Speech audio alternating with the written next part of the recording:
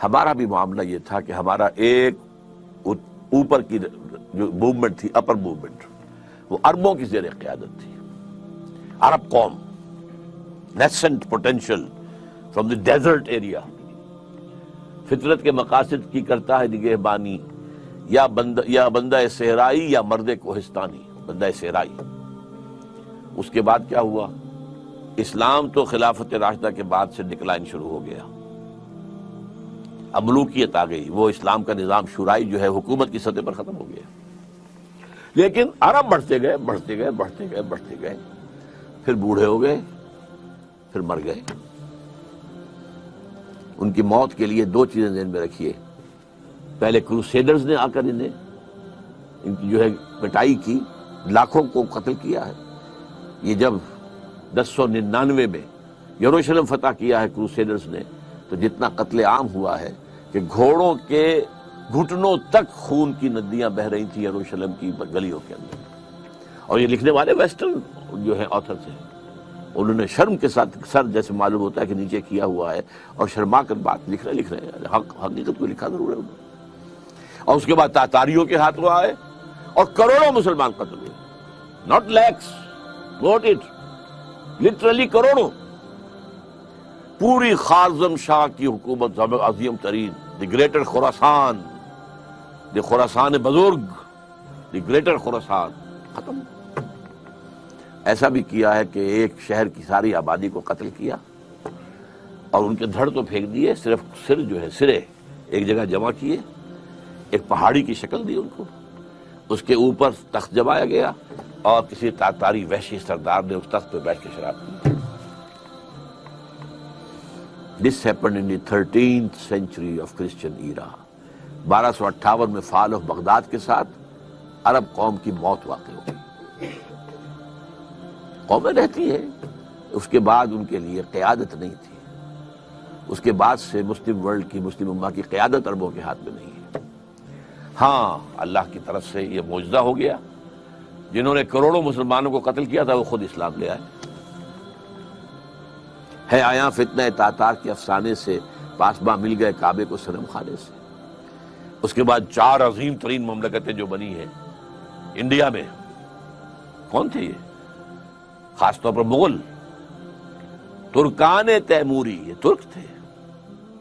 ایران میں ترکان صفوی، دی صفوید ٹرکس، پھر دی سلجوق tricks, middle asset کے اندر سلجوقی، اور اناطولیہ سے جو ایشیا مائنر سے شروع ہو کر جو نکلے ہیں پھر آٹومان ٹرکس.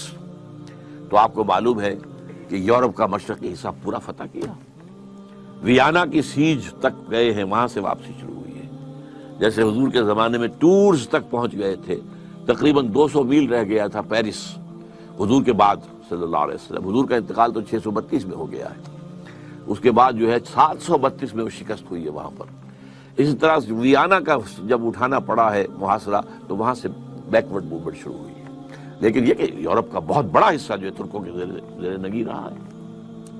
400 برس تک خلافت بھی ان کے پاس رہی. پھر ڈاؤن فال آ گیا. اب ہم اس دوسرے ڈاؤن فال کے لوئسٹ ایب پر کھڑے ہوئے ہیں، اور یہ لوئسٹ ایب شروع ہوا ہے 1924 سے. 1924 میں خلافت ختم، صرف ایک سمبل تھا، a symbol of Muslim unity. اور سن 14 سے 18 تک کی جو جنگ تھی، اس کے نتیجے میں great Ottoman empire just vanished from the surface of the earth, اور at least I can say from the map of the world. زمین تو ختم نہیں ہوا کرتی نا، لیکن یہ کہ بھارت ایٹومان امپائر کہاں تھی یہ آج کوئی بھی نہیں بتا سکتا. کہاں بتائیے نقشے کے اندر کہاں تھی؟ حصے بکھرے ہو گئے عالم اسلام کے. بغاوت کروائی تھی ترکوں کے خلاف عربوں سے. کرنل لارنس، اس نے جو بغاوت کروائی ہے، یہ جو شاہ بیٹھا ہوا حسین کا، اس کا پردادا جو تھا، اس نے بغاوت کی تھی اور ترکوں کو ذبح کیا تھا، ترکوں کو قتل کیا تھا. حرم شریف میں قتل کیا ہے ترکوں کو، اس لیے کہ قلعہ موجود تھا. جو لوگ، اب تو وہ ختم ہو گیا قلعہ، جو لوگ کچھ عرصے پہلے گئے ہیں وہاں پر، تو پہاڑی جو ہے باب عبدالعزیز کے سامنے وہاں پہاڑی نظر آتی ہے اور پہاڑی کے اوپر ترکوں کا قلعہ ابھی تک موجود تھا. وہ وہاں موجود تھے, توپیں موجود تھیں, وہ توپیں چلا سکتے تھے, لیکن انہوں نے خانہ کعبہ کو نقصان پہنچانا گوارا نہیں کیا. ان کی نگاہوں کے سامنے ترک جو ہے فوجی وہاں پر ذبح کیے جاتے. اور وعدہ کیا تھا, ہم تمہیں آزادی دیں گے. ترکوں کے غلام کیوں ہو گئے ہو؟ آزادی کیا دی؟ سب حصے بکھرے کر لیے. عراق انگریزوں کے پاس رہے گا, مصر انگریزوں کے پاس رہے گا, شام فرانسیسیوں کے پاس رہے گا, فلسطین کا بھی مینڈیٹ انگریزوں کے پاس رہے گا, لیبیا اطالویوں کے پاس رہے گا, الجزائر فرانس کے پاس رہے گا, وغیرہ وغیرہ, موریتانیہ اسپین کے پاس رہے گا, وغیرہ وغیرہ. تو یہ لو اسٹیپ تھا. تو ہم اس اعتبار سے اس وقت تاریخی پہلو سے وہ اپنے دو عروج دیکھنے کے بعد, پہلا عروج under the leadership of the Arabs, دوسرا عروج under the leadership of the tricks. اب یہ دونوں نیچے زمین پر پڑے ہوئے ہیں. ایک تو یہ ہے جو حقیقت ہے جس کو سمجھنا چاہیے, اور دوسرے یہ کہ ہمارا اصل سبب کیا ہے. اسے میں کہوں گا ایمان کی کمزوری. مغرب کا فلسفہ جب ہمارے سر پر آ کر سوار ہو گیا تو اس سے ہمارے ایمان کی جڑیں کھد گئی. مسلمان تو ہم رہ گئے, مومن نہیں رہے. وہ جو پرسنل کنوکشن ہوتی ہے, یقین, جس کو اقبال کہتا ہے یقین پیدا کرے ناداں, یقین سے ہاتھ آتی ہے وہ درویشی کے جس کے سامنے جھکتی ہے فغفوری. یقین نہیں رہا. یقین کہاں؟ We have only racial کریڈ.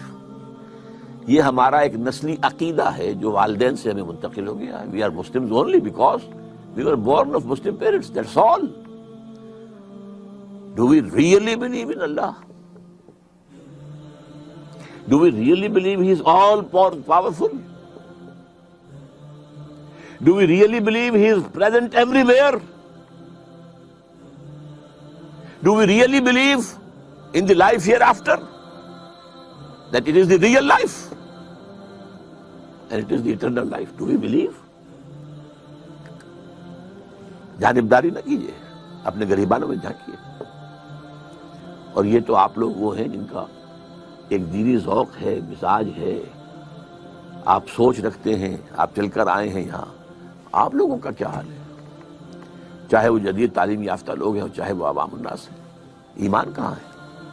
اور ایمان کیوں ختم ہوا یہ بھی نوٹ کر لیجیے. اس کی تشخیص کی تھی 20ویں صدی عیسوی کے مفکر اعظم